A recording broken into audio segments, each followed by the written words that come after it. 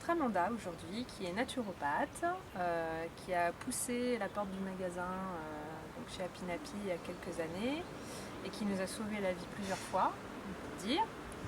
Est-ce que tu peux nous dire un peu d'où tu viens, ce que tu faisais un peu avant d'être... Oui, alors je viens d'un environnement très lointain à la naturopathie.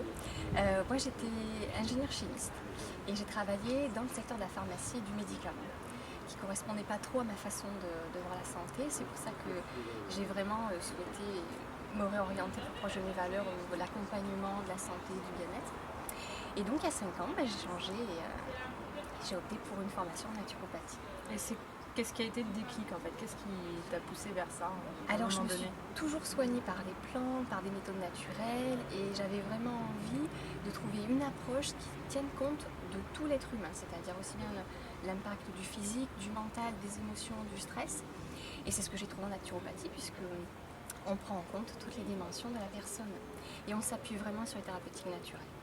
Et en fait, on part du principe que le corps a en lui cette capacité de récupération, de régénérescence. Donc on est juste là pour lui donner 2-3 petites choses pour le remettre sur les rails et puis que lui s'auto-guérisse derrière. Et comment tu as fait du coup pour faire le grand écart comme ça entre la biochimie et la naturopathie? Concrètement, qu'est-ce que tu as mis en place? C'est vrai que ça a été un peu un grand écart. C'est pendant mon congé maternité que j'ai pris le temps de poser les choses, comme beaucoup, tranquillement. J'ai vécu comme une parenthèse pour moi. J'ai pris le temps vraiment de me centrer sur mes envies, mes besoins.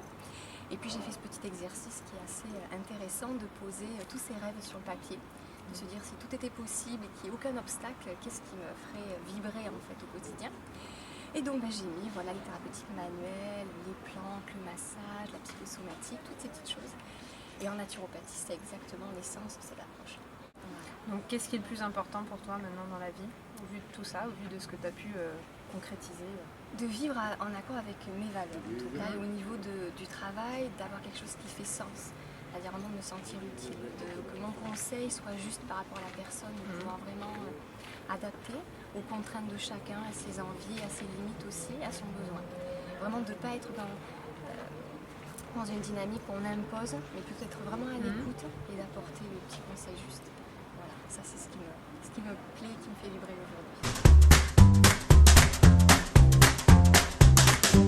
Pour quelqu'un qui voudrait changer de vie un peu comme toi, parce que c'est un peu comme ce que tu as fait, quel conseil tu donnerais pour se lancer, si c'est un changement de vie professionnel par exemple quel a été toi ton moteur justement pour de me dire que c'est possible, qu'en fait c'est pas parce qu'on a choisi une voie qu'on est obligé de s'y enfermer. La vie c'est plein d'étapes, on n'est plus le même à 35 ans qu'à 25. Donc d'être à l'écoute en fait des rencontres aussi, de ne pas hésiter à échanger avec plein de gens. Et puis tout d'un coup, il y a comme une étincelle en fait qui se fait à l'intérieur, c'est mais c'est ça que je veux faire, je suis au bon endroit. Et puis après de voir la faisabilité, mais ça il y a plein de choses pour rendre un projet possible concrètement. C'est la réalité derrière le fait de pouvoir en vivre, comment on va le mettre en place. Voilà, mais surtout au début de ne pas se brider en fait. C'est-à-dire que c'est possible et puis qu'il y a des moyens, il faut les trouver. Voilà, et alors, les rencontres, elles se font. Quelle direction tu as pris aujourd'hui maintenant, du coup, concrètement? Et là, moi, je continue dans cette approche naturelle, en fait, d'accompagnement de thérapie. Avec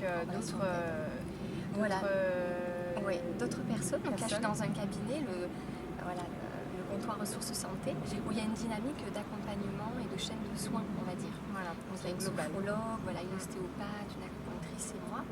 Et c'est vrai que le fait de pouvoir accompagner ces personnes sur toutes ces dimensions, aussi bien physique que mentale, on a de jolis résultats et surtout on a l'impression d'être utile. Donc c'est un beau chemin qui s'ouvre encore. On te confirme, ça a été très utile pour nous, ça continue de l'être. Qu'est-ce que tu chantonnes le matin sous la douche? Je chantonne pas trop, je danse pas mal sur la salsa. C'est la musique ensoleillée qui me fait bouger, garder le mouvement. Ça doit être un peu antioxydant aussi la salsa, quelque part. C'est sûr, dès qu'on l'a bien, on se fait du bien, on se soigne. Donc, super. Voilà. Et merci. Continue à nous soigner. Ikomlamina munina nyandi Uimana beke pemba na pelewa Ori komnando